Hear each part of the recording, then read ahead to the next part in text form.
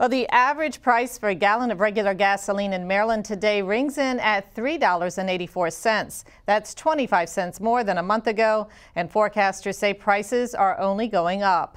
Meanwhile, Governor O'Malley wants the 6% state sales tax to apply to gasoline to generate more revenue to fund transportation needs. Opponents say the timing could not be worse and held a rally today in protest. The group you see behind me has gathered in Annapolis today to protest the governor's plan to increase the gas tax. Now, the governor says the revenue would go to needed road and transit projects, but protesters here say his plan is just bad for business. This, of all times, is probably the worst time in history to try to do this. With the price of a gallon of regular gasoline pushing past the $4 mark in parts of the state, Marylanders are pinching their purse strings. Business owners say the governor's plan to raise the gas sales tax by 2% each year for the next 3 years will make things worse. We could lose employees over this because it could be what breaks the straw for them. I think we have an economy in the state of Maryland that's starting to recover, but by no means is it safe to go disturbing anything in it. I think this is going to turn the economy right back upside down, so I'm totally against it.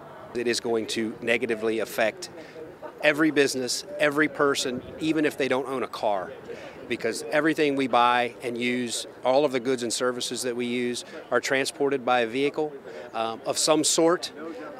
It would affect every single person in the state. But Governor O'Malley says the state can't keep up with failing infrastructure, and the millions of dollars in revenue generated would fund transportation needs.